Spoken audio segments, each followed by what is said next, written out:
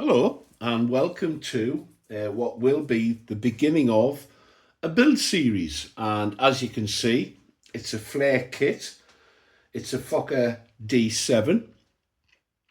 Although I have two projects on the go, they're at a little bit of an impasse at the moment. I'm waiting for a cowl to be made for the DR1 project, and I'm building up motivation to actually put the markings on the Gypsy Moth. That being said, I've had this kit for too long now. It's sat there. I picked it up at a real bargain.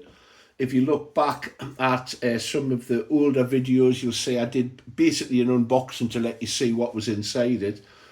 I picked it up at a really good price, and I've been sitting on it for some time. I've now made a decision that I'm going to crack on with it and get it started. I'm going to go with a 64-stroke to go inside, and the reason I'm going for that size, it sort of falls in the middle of the recommendation of the sizes of engine. If I go with that, I think I can fully enclose the engine and the exhaust. I have one of these that I bought as basically a wreck, and I bought it because it had a Sado 100 in it. I left the engine in, refurbished the model, and it's a superb flying plane. I really enjoy flying. It's one of my favourite, if not the favourite biplane I have. But it's spoilt by a big exhaust sticking out the side of it. And as lovely as the Sado is, if it's in a scale model, I want to hide it as much as possible. So I think I've worked out how to do it with this build. If any of you followed me for any length of time, you'll know that I build from scratch. I build models, I renovate models and bring them back to life that need refurbishment, and I also build from kits. And this is one of the better kits on the market. The quality of kits obviously varies enormously. This is absolutely superb. A good indication of that is the quality of the plans. You can't ask for any more detail and instructions than you get with this old Flair kit. It's such a shame that they're no longer available. Very detailed, including a parts list, which, although it's very comprehensive, as you can see there, I still can't find part 3. Never mind, we'll face that barrier when we get to it. I'm going to begin with the fuselage. I've taken some of the components out of the box. We'll move that out of the way now. The fuselage is basically built in two parts. So the first part, if we look here, zoom in a little, involves building the forward section, and then you build the rear section of the fuselage using these plans here in a conventional manner, and then you marry the two together. It's a very similar approach to the one that was used in the SE5A Flair kit, which I built, and it works well as long as you're careful and make sure everything's square. So the first task, excuse this, I'm full of cold. The first task is to actually cut out parts 1 and 2, which are the sides and the inner strengtheners. So let's do that, have a look at them, and we'll get the process started. So these have been die cut, which means back in the day, no laser cutting. It was a press with a sharp blade in it. And as the press became more and more used, eventually they would lose their edge. So what you get is, it'll be cut through in some parts, there you go, but it won't be cut through in others. So the first task is to actually cut these out.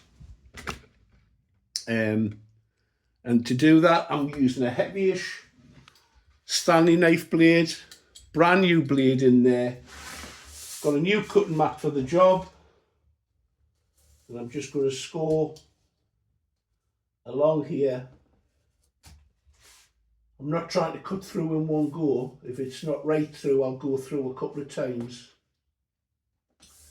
We'll get these cut out.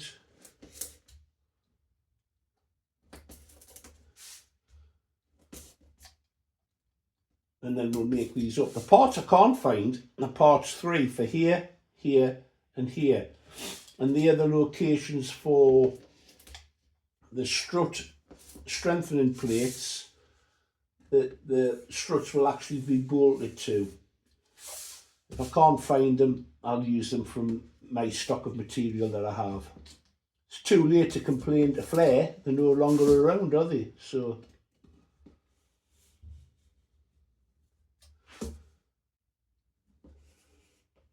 had a great day flying yesterday.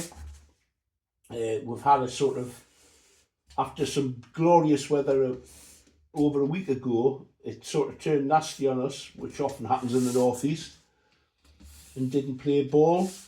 But I managed to get up to the strip yesterday, and just by chance, there was a lot of IC flying going on, although the Tresley Street Club is a very well balanced club in terms of not necessarily the members, but in terms of the sort of flying that goes on. There's a real range of flying, from foamies ready to fly, balsa builders, scratch builders, vintage gliders. There's a real interesting day at the strip. You never know who's going to turn up, and there's a hardcore of members who make it always interesting and an enjoyable experience.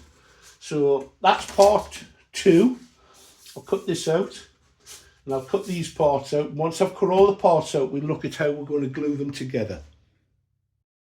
So both of the external sides and the internal strengtheners have been cut out. It calls for these small holes to be opened up right the way through, and they, as I've indicated, are where the cabine struts are mounted to the fuselage. So I have to open them up. Now, you've got to remember that you're doing 2 sides and you don't want them exactly the same, so they're handed. And by that I mean that you have to have the internal strengtheners on the opposite sides. I'll show you what I mean. It's akin to building 2-port wings. We've all done something similar, I'm sure. So obviously don't build them both like that. You have to build one like that. Okay? Or, to put it another way, you build the other one like that, if you want to do it on top. Now, what I'm actually going to do is glue one side down at a time, and that way I think I can get a more accurate alignment. You can, of course, do one side, put some film down, and then lay the other side on top. I don't really want to do that. I know some people do advocate doing that with fuselage built up structures, but I'm quite happy I can do it as accurate without resorting to that. The danger when you do that is you'll end up, no matter how well you try to separate them, you'll end up gluing the 2 sides together, which you don't want. So this is going to be the inside. Actually, I'm going to swap that round, because that's a rougher finish there. That's going to be the inside. You need to drill the holes through, Mark. I forgot to do them on this side. So let's open those up. 1.5mm drill. Lay this back out again. That's the inside. Now, when you're setting this out, the top edge and the leading edge, or the front of the fuselage there, need to be pushed up tight against pins. So what I'm going to do is put a line of pins along here to stop this from moving. And then I'll glue the other side to it. Now, to glue it, I'm going to use a white glue. think it's an aliphatic glue actually. It's very good. A fellow club member gave me a supply of it. It's used extensively in the woodworking building trade, and it's waterproof. We're not building boats, but it's still handy to know that. So that's the inside, remember, and this now pushes up against there as far as it can go. We'll actually put another pin in this corner to support it a little bit more.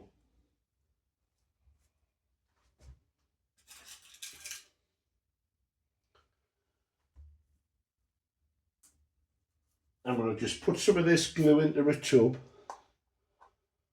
and apply it with a brush. It's the easiest way to do it. Flipping it over.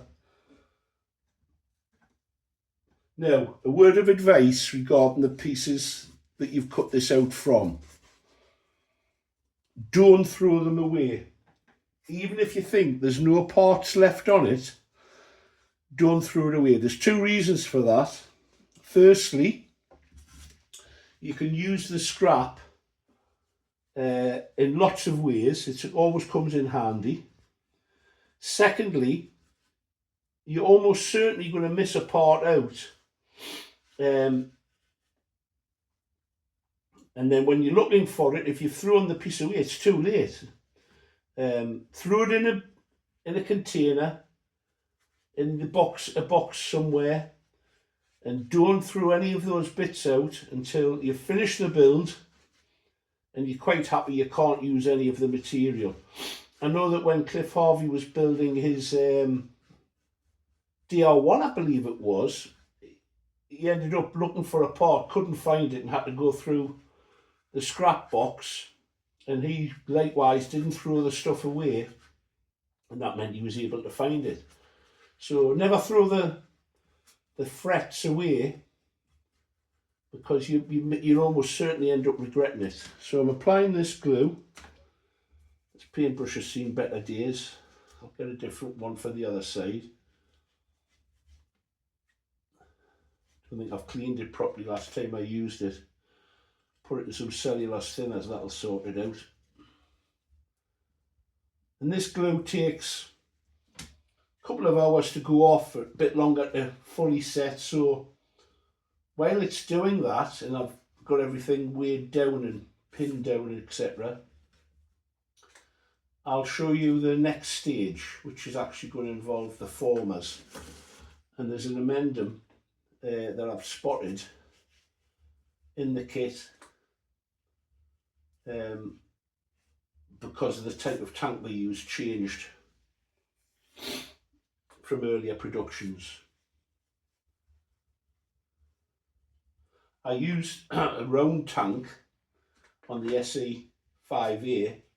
Well, I didn't till I managed to melt it with the exhaust. That was one of the reasons I had all kinds of problems with the SE5A flying it, engine problems, and they were due to the tank having a great big hole in it caused by the exhaust, which I didn't spot straight away. Right.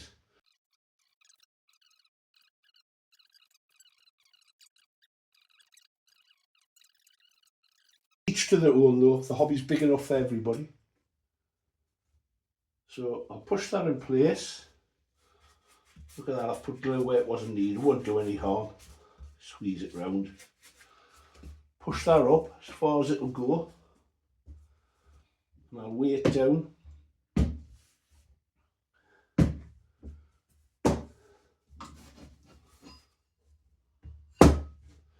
So I'll repeat that on the other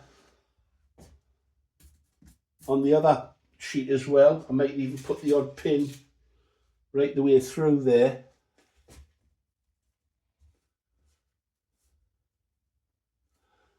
Just to make sure it's together.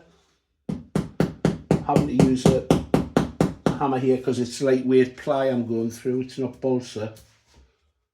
Okay, so next thing to note, when it comes to cutting the formers out, here's the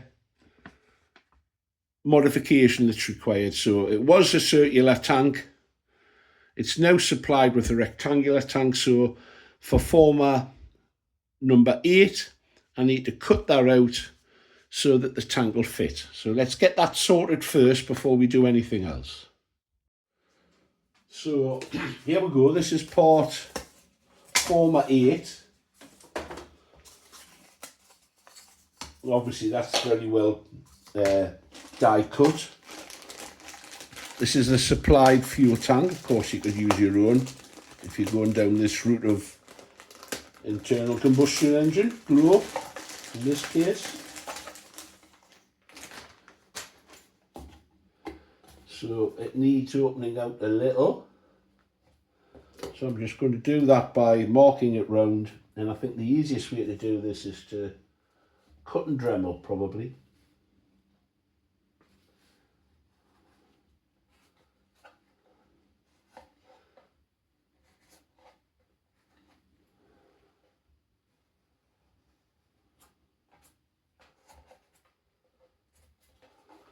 So if I cut it out something like that, I'll do that with a Dremel now. I may even cut some of it out with a knife, why not? New blade here. Let's hack some of it out. It's probably easier to just do it whittling style, isn't it?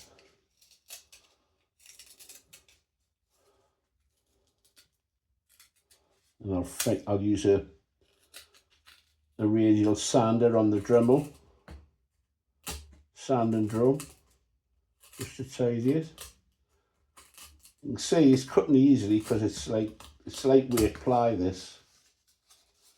I'm just cutting off the excess so I'm not filling the workshop full of dust. There's enough dust in there as it is.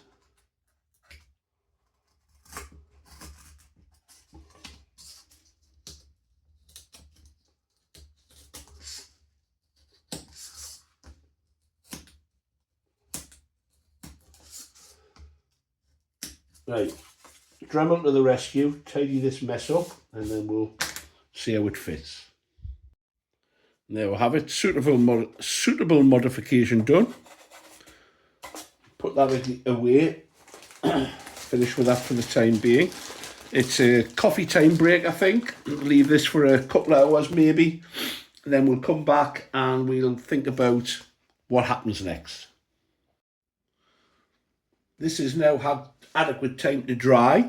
So what I'm going to do is glue in the formers on this side, unpin this one, flip it over, and then put the next side on, and then it'll be left, once I've checked it's all square, thoroughly left, and that'll be the end of this video, the beginning of an exciting new project. So here we go.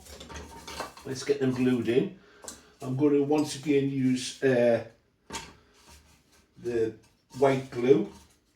Now, these parts that I'm going to add on, the first 2 formers, have a little punch mark in the front, and that's to signify which way round to go. That goes to the lower side, and that's because there's quite a marked degree of side thrust on the engine. Now, I have said that I've got one of these models, and the side thrust seems so severe that I thought it had been built incorrectly when I got it. It was a bit of a wreck, and I thought I've got to alter that and change that. And when I looked and did a little bit of research, turns out that that was correct. In fact, the prototype had quite a little bit of, quite a lot of side thrust on it. The full size, I mean, by a prototype. So let's get this glued in. So the first one is former 4.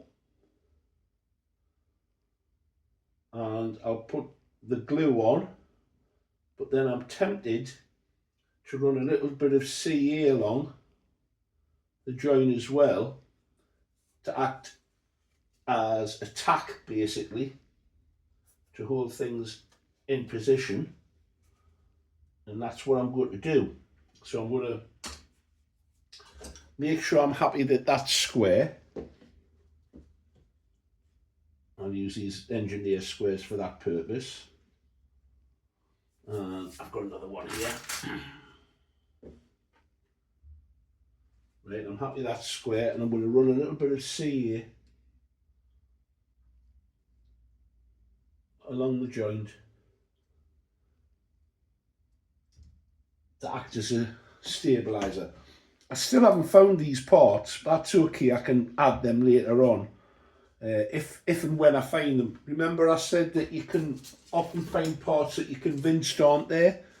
Well, if I don't find them, I can easily make some plywood parts to fit in. Now this is ply, but it's a lightweight ply, and I'm assuming that these are heavier ply for the reason that they're taking some of the strain of the cabanes, and you don't want to be screwing into lighter wood. So that will have to be a harder ply if I can't find them in the box somewhere. So that's that one. The next one, same procedure. I'll put some glue along part, and then I'll tack it in place with some CA to help the whole process. I'll not do this on the other side. This is just to make sure that everything's upright, and I think it's a worthwhile process to go through. So this one is number 5.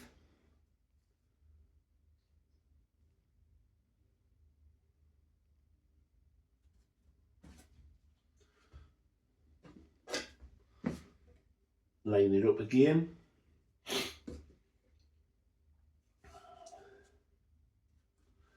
And some CA along the join.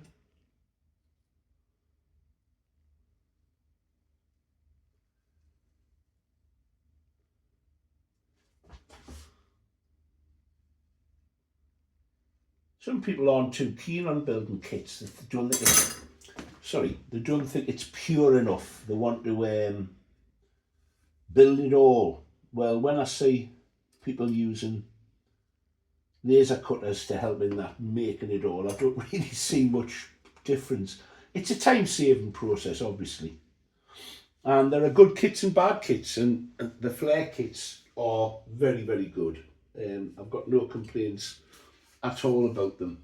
Not only the experience I've got of building them, but also all the Flair models that I've ever seen fly have always flown extremely well, and that's ultimately the test of a good kit.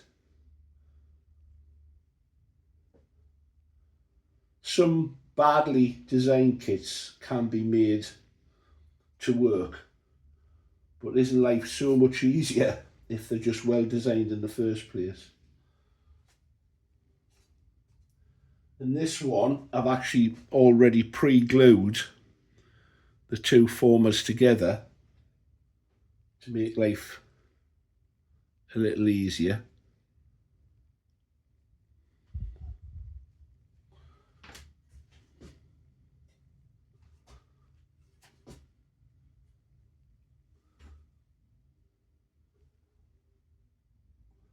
I'm putting a bit of glue into the pockets.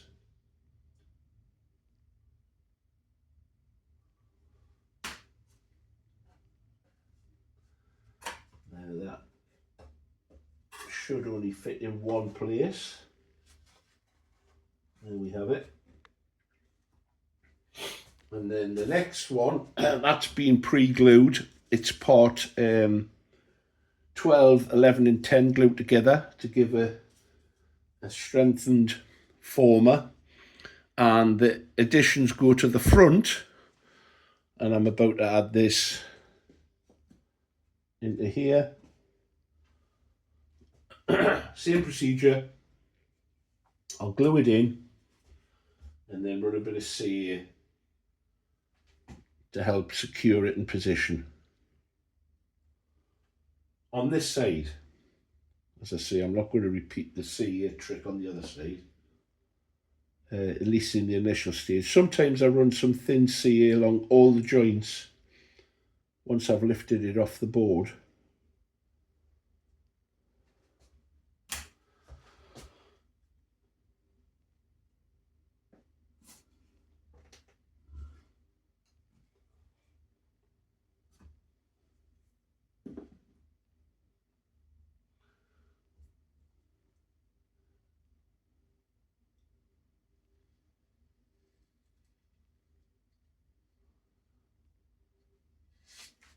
Here, now, the next stage, I'm going to lift this other side off the board. It was weighed down, and I think I had one pin in it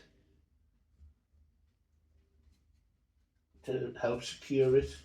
Just use some scrap steel from my model engineering days. See if I can get this T out. Oh, doesn't want to come. No, it's not going to come. I'll have to find some pliers.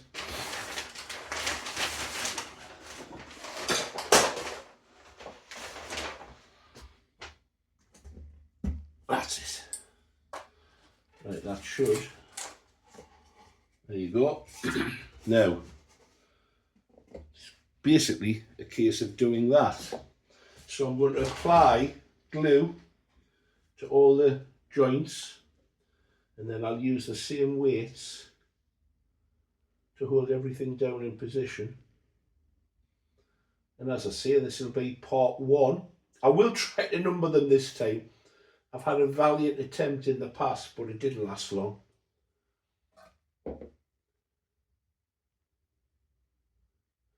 Cliff Harvey, on his Lunac build, he mentioned,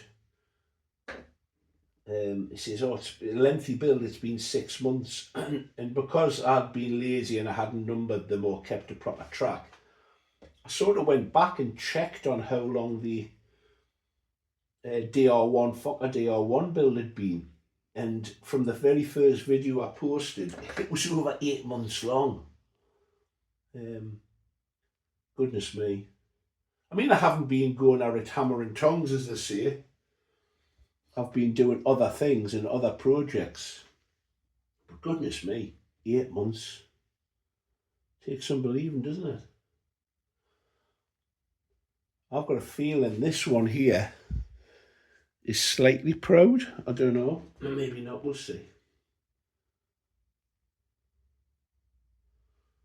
Add the glue. Now this lining up may take a little bit of jiggery pokery, as they say.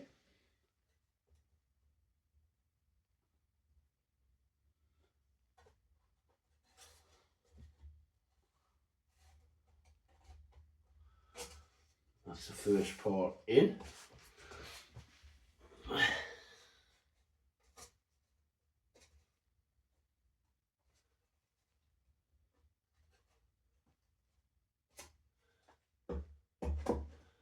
Varifocal glasses aren't very good for this task. In fact, they're a nightmare.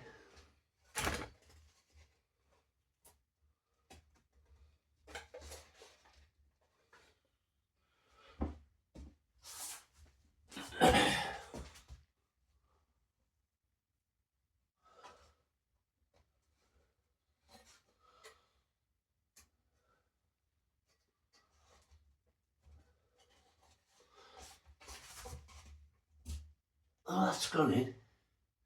Better than I thought. Let's put some weight on that.